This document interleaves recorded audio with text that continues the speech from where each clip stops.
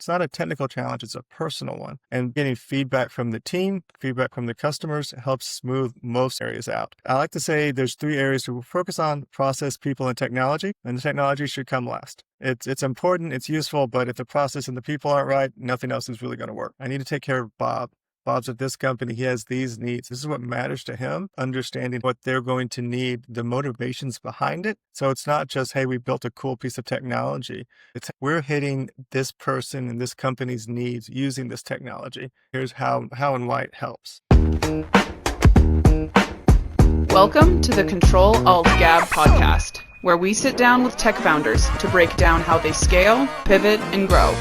I'm your host, Gabrielle Walthers. Let's dive in. Hello, everybody. Welcome back to another episode of the CTRL ALT GAB podcast. Today, we are joined by Ryan Seifert. We are looking at Teric Technology, the name of his company, and we are really excited to dive into everything growth, what his journey has looked like, learn from his insights. So thanks so much, Ryan, for joining us. I appreciate you coming on the show, chatting with us and our audience. Yeah, thank you for having me. I'm excited for it. To kick things off, I'm curious about the origin story of Teric and what led you to start this company, to take the leap, to start on that journey, and really the personal and professional convergence that led you to go down this path. We started back in 2020 because no time like COVID to start a company. At the time, I was actually in mortgage at a nationwide mortgage company helping lead their technology. I'd been in a group of C-suite peers for a number of years, and I realized all these different peers were wanting to get me a virtual coffee, a virtual lunch. And I started to see that the small to mid-sized companies needed technology strategy, consulting support in a way they've never had in the past. And once you get on that technology treadmill, you don't really get back off. I wish I could say I saw the opportunity show up and it was awesome, but it kind of got hammered into me from conversation after conversation that there's a great place to support companies here, companies that are growing and navigating changing technology waters. And that's really where Teric came in. Mm-hmm. We started in June of 2020. I think we added about a client a month for the first year and a half. And so we helped them navigate COVID. We helped them set up remote, update their technology. And now we're helping companies navigate data and AI. Amazing. And so I know you have helped lead several successful exits. And I'm curious what being in that role with other tech companies has taught you and how it's impacted your perception of what building and scaling looks like for Teric specifically. Good question. The one that comes to mind is the upstream oil and gas software company that we led to an exit in 2017. That one taught me quite a bit.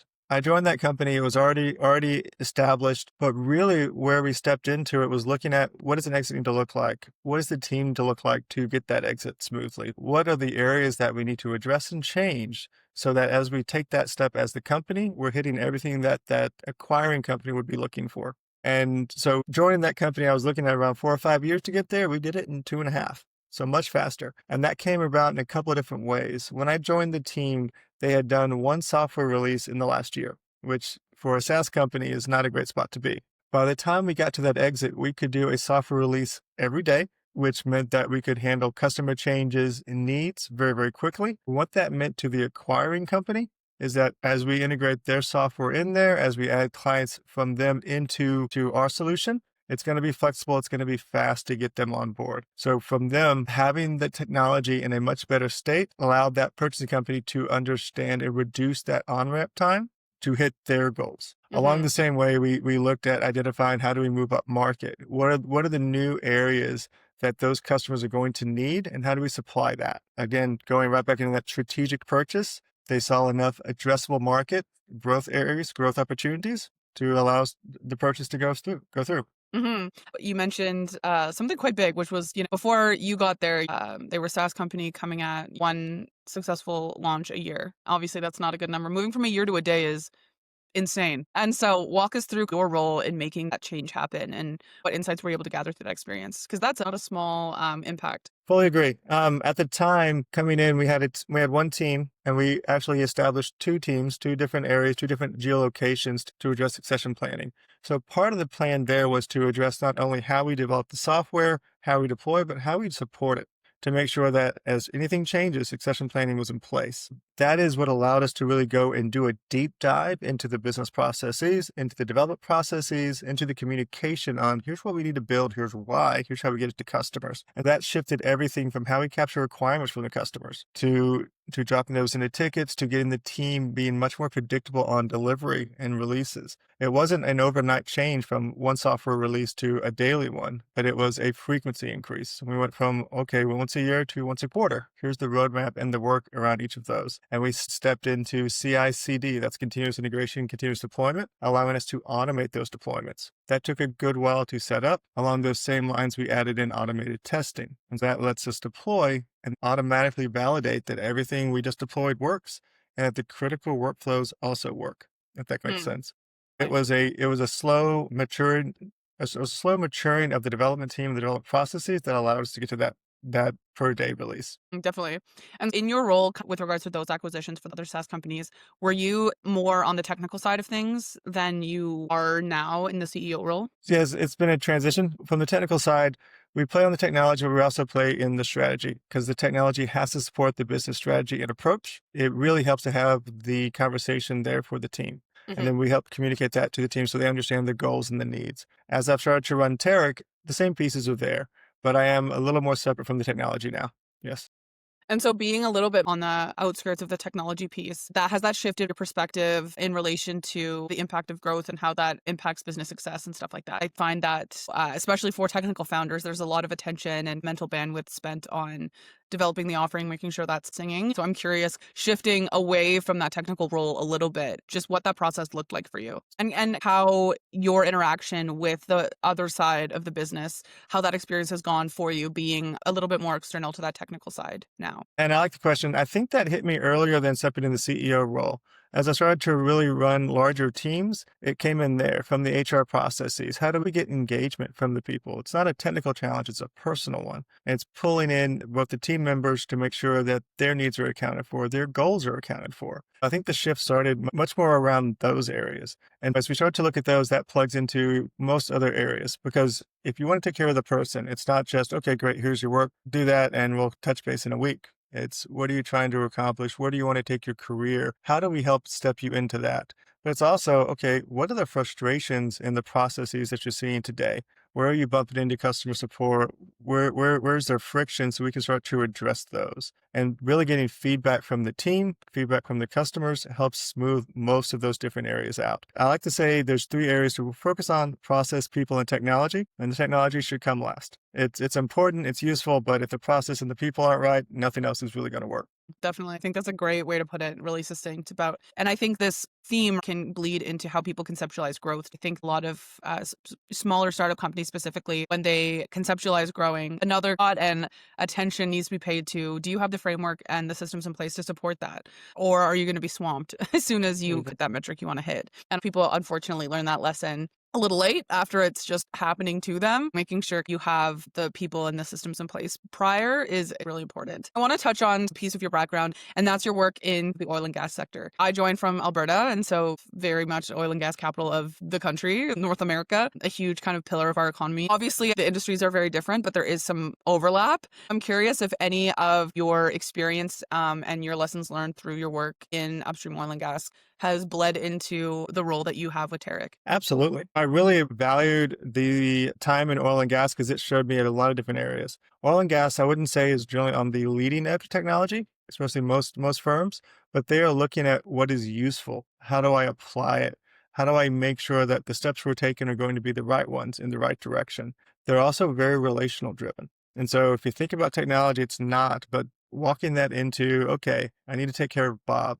Bob's at this company. He has these needs. This is what he's looking at. This is what matters to him. Really helped understanding how to communicate, how to understand what they're going to need, the motivations behind it. So it's not just, hey, we built a cool piece of technology, but it's, hey, we're hitting this person and this company's needs using this technology. And here's how and why it helps. Yeah, though that makes a lot of sense. It brings up the importance of framing and understanding very intimately what you're trying to improve process-wise is important so that you're not adopting all of these tools you ultimately don't need to use.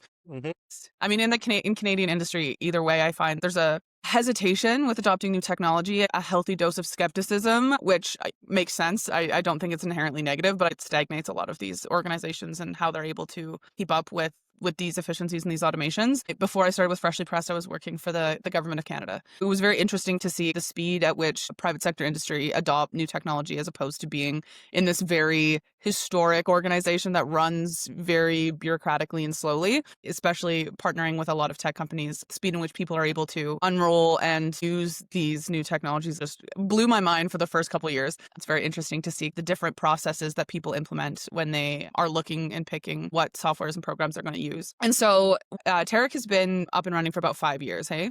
Correct. Yes. Could you walk us through the evolution of those 5 years and what year one looked like versus where you are now? And are you sitting in a better, more comfortable place, hopefully? And what do you attribute the growth success that you've been able to achieve so far to? There's going to be a lot of things. Yes. But the few things that you think made the most difference for you. And you kind of hit it early on with framing and messaging, and the communication and change management is really where we had to better understand and improve as the company has grown. To give you some background, technology, operations, processes, strong suit for us. Generally very good at those. That's kind of how we think. What I found was not everyone wants to use an entire sentence of 3-letter acronyms to talk. Most people don't. In fact, we really had to work on and better understand how to communicate technical ideas, technical terms, technical concepts, and put them in a language that non-technical team members can understand quickly and easily. And so understand how it addresses their points. That was probably some of the larger areas as we started to navigate through.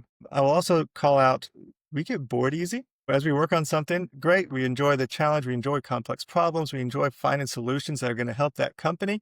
And then we want to hit another company and do the same thing. One of the areas that we started to identify was as things shift and change, we'll do the same project 6 or 7 places for different clients. A lot of fun. Clients are very happy at the end. But what we found was we do have some reusable pieces that we can start to pull in and maintain. And that has really ended up being a core concept for the company.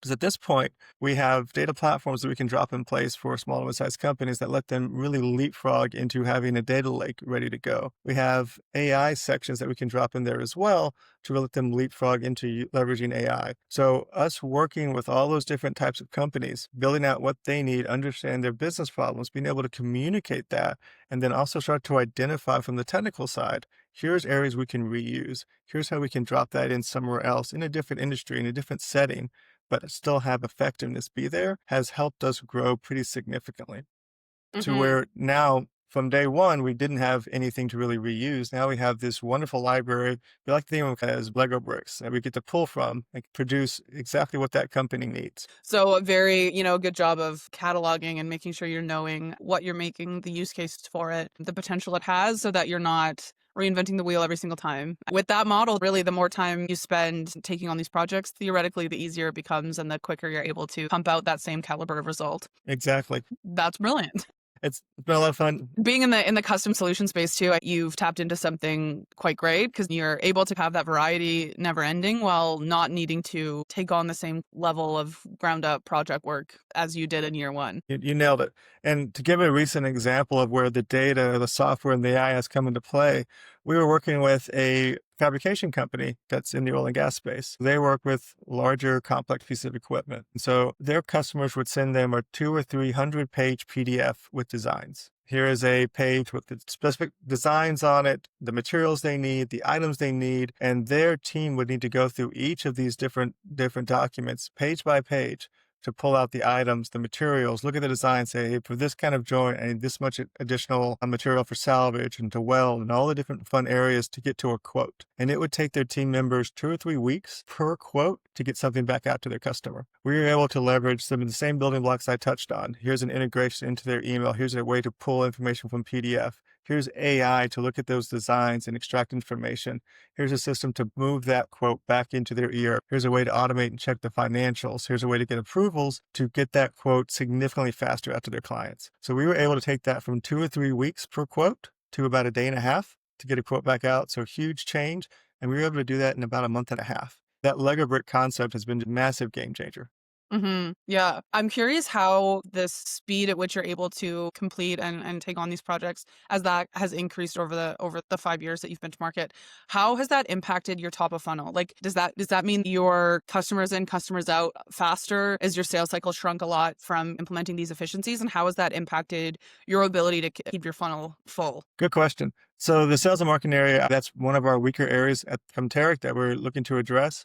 I'll also call out from our side, we've not gone into a company like we're going to do a little project and disappear. We look for long-term partnerships. We spend quite a bit of time to understand the company, the people, the change, the adoption to really make sure it runs smoothly with them. What that ultimately ends up doing is allowing us multiple different opportunities. Hey, we built this out. This has been a great area for you. Now you have a data lake.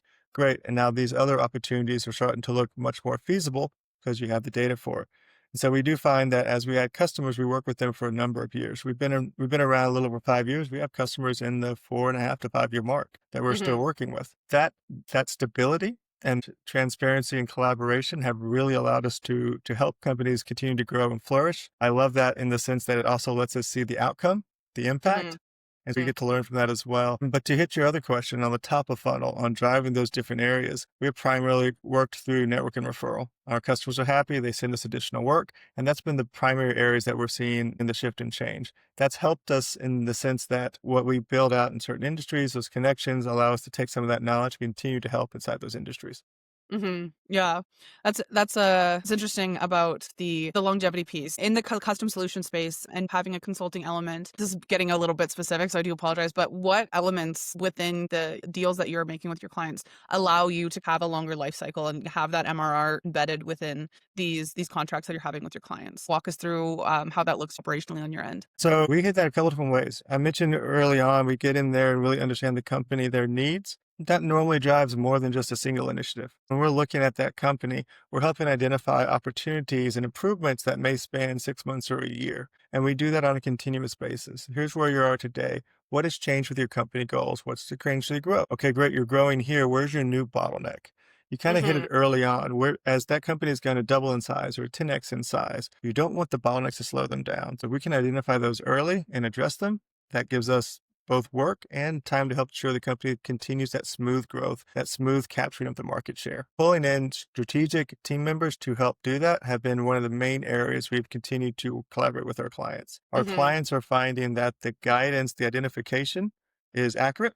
And so we are helping keep them grow. They're not hitting the bottlenecks that we're calling out because we're helping address them. And that's why we've stayed at that leadership table with them. Yeah, and it just by the nature of the level of involvement that you get and the level of detail that you get into when you're and that partnership level, you're able to see what you've been onboarded for, maybe solving this problem, but then also how that all connects and how new things could arise as they continue to grow and scale. Have you seen, on average, let's say in a fictitious scenario, you have a client that comes on for a pretty small niche custom solution problem, like we just need this built, this solved. How often, on average, are you able to build on that initial kind of point of hmm connection? We're technical. A lot of our clients aren't. What we find is as we start to build that initial one, we're easy to talk to, we're collaborative, there's a smoothness with the relationship. And when Mhm, that starts to occur, we get more suggestions. Hey, can you do this? Can you do that? They don't all fit into our skill set. Technology is a wide berth, but we make it a point to help ensure that whatever we get thrown, whether it's our skill set or not, the client has a way to resolve it. Whether it's mhm, an introduction to a partner, setting up into a different product line, whatever it becomes, there is always a solution or at least directionally the proper next step. That I think shifts the relationship from, hey, go build this to here's someone we can trust, we can collaborate with that will continue to help us navigate. mhm, That is really what allows us that long-term partnership, that long-term collaboration. It's not, mhm. okay, it's technology, it's a website. We don't really do marketing websites, but we have marketing partners that we know and trust that we can pull in.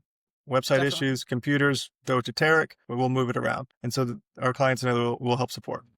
Yeah, that's such a cool piece that leads also to community building.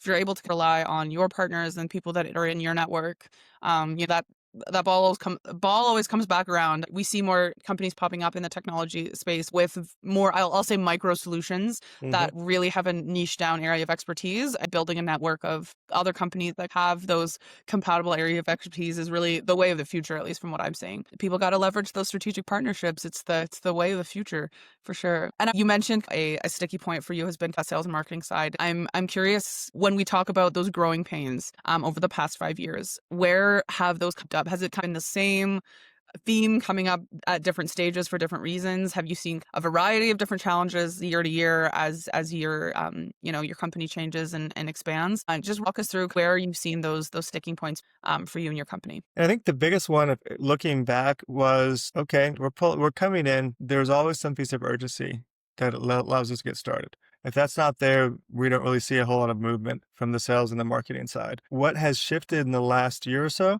We looked at our offerings, we looked at what we're doing, and we're moving away from let's just spend a month or 2 months to understand the company before we get into something useful. So we started to do some more pre-packaged areas. It still allows us, because it's very important for us to understand the company needs, the vision, the goals, but we want to make sure that we are delivering some high value, impactful areas while we're doing that.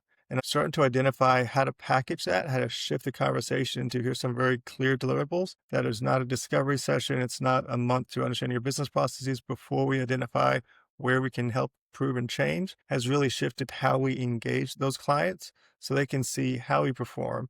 They can see how we collaborate much sooner in that engagement, if that makes sense.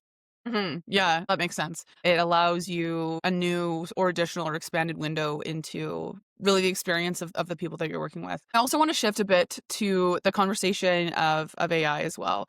There obviously is so much, everything is moving so swiftly in that neck of the woods. I'm curious how, being in the consultancy and a custom solution space, how you have been able to either leverage or not strategically the adoption of AI-based automation. That's where a lot of the diversity of offerings is coming up, is in let's automate everything that we can see. How are you selecting what you're implementing and why? You hit a fun conversation spot, because when we Yeah, talk to companies, I want to use AI. Where do you want to use it?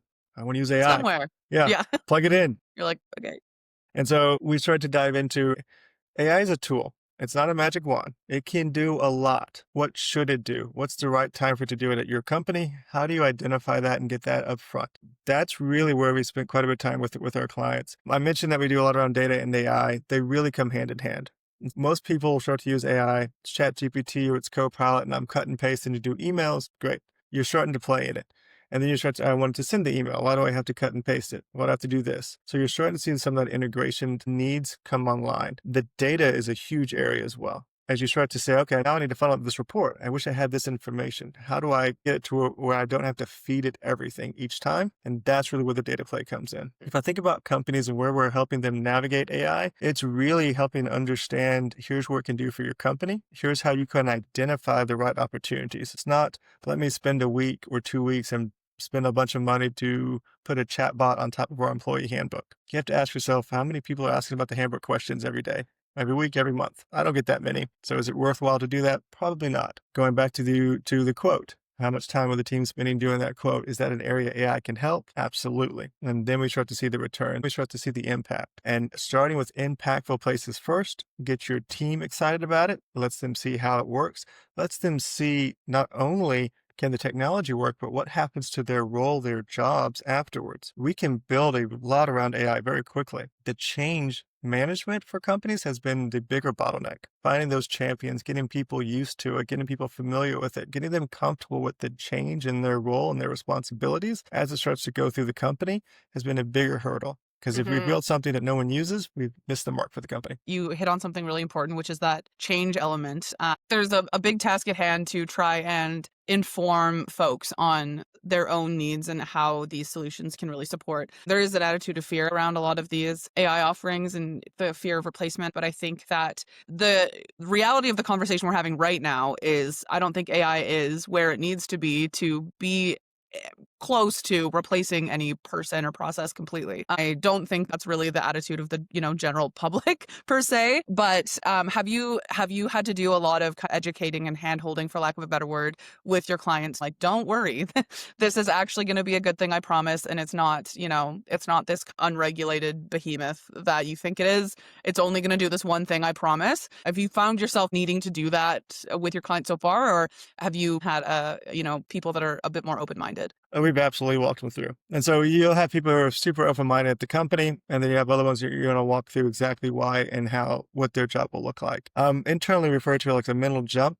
How many dots can we connect before we need to sit down and walk them through all the different steps to get there? One of the big call outs when we look at doing AI optimization and automation, we don't remove the human from the loop. They are still looking at the outcome, making sure it's accurate before we go into next steps. What that means to the team, okay, I can do twice as much. I can do 3 times as much. I'm not spending time on busy work. I'm really still validating. I'm still important though. The process doesn't continue until that person, that individual, that human has come in and made sure it's correct. AI is great, but it's not always accurate. It makes things up. It misses things. So we still absolutely keep that human, that person, that team member in there step by step. The AI parent, if you will. Mm-hmm. I mean, you and I know, I think we're quite a ways away from that person not being critical anymore to the functionality. But as long as AI still hallucinates, then we're going to still need people, and Exactly. does it ever. We're coming up to the end here, but I want to just still in a overly simplistic way, the most important piece of maybe advice that you've either been told or have gathered through your experience, both with Teric and in your, the totality of your professional life, that, you tend to be repeating to other founders that come to you looking for insights or advice or recommendation? Honestly, it comes back into messaging and feedback. You might have a great idea. It could be one of a kind. It could be fantastic, but you have to talk with people about it. You have to get different perspectives. You have to understand what the market needs, what's good, what's bad about it. And keeping all of your cards close to your chest doesn't let you do that. And so it's really coming in and asking and talking and bouncing ideas and being open to feedback, hard feedback, potentially areas that you've been blind on, being comfortable adopting that, digesting it, and shifting and changing to better refine that vision. You're much better with a team than you are solo. I think that it goes back to the same area. Those people, that team, are going to help you progress much farther, much faster than you could alone. Definitely. And when we look to the future and the future of Teric, what is the next growth goal that you're looking to hit, benchmark, financial event, whatever it is? What do you, write on your vision board when you wake up every morning? I know you seem like a vision board kind of guy. No, but what is the next thing that's coming down the pipe that's motivating you to, continue to improve processes and continue to make everything more efficient? And what, if anything different, are you implementing to get there? What's the plan of attack? What are we doing in the next few months to hit that next goal? I mentioned the building blocks. We have a lot of those around software integration functionality, and we're seeing larger ones come in around AI. So if we think about vision board, what does that look like? It's getting that entire library of different agents, different areas that this can execute smoothly and repeatedly across different industries, and being able to drop those in the platform. If I look at that, that changes us from here's a Lego brick building that people can play into, here's a Lego brick building that's moving stuff with conveyor belts. It's getting stuff ready so you know exactly what you need to do to touch certain areas to increase that process, increase those efficiencies. For me, I get a lot of fulfillment out of building a system and seeing it work. And now not only can I build the technology system, but here are the processes. Here's where people are plugging in. And so we can really see more of that system complete, if that makes sense. Yeah, definitely. I think that makes a lot of sense. And it's clear the intention behind the activities that you've done with Teric over the past 5 years and how that's led to your ability to not only scale, but scale in a way that is repeatable and sustainable and that will take you into in the next 5 years. Lastly here, let folks know where to find you, where to find more information on Teric, what to keep their eye out for in the next months to come, where to reach out for questions or for potential partnership opportunities. Plug away all of the things. Let people know where to find you. Awesome. So you can hit our website, www.terictechnology.com. We have a lot of information on there. You can find me on LinkedIn at Ryan Seifert.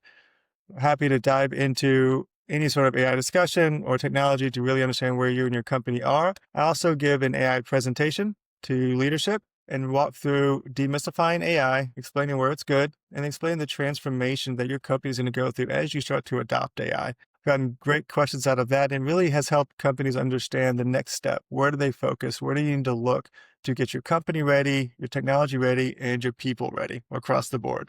Well, thank you so much, Ryan, for joining us today. It was so great to be able to speak with you, understand more about Teric and your experience as a founder, growing a successful company over the past 5 years. To the folks at home, thank you so much for joining us today. Be sure to follow Ryan on LinkedIn. Take a look at their website. Follow along for more Control Alt GAB podcast. And thank you so much, Ryan, for joining us today. It was such a pleasure to have you. Thank you for having me. It's been a lot of fun. Awesome. Thank you, guys. Thank you for listening to the Control Alt GAB podcast. Be sure to like, share, and subscribe. And I'll see you on the next one.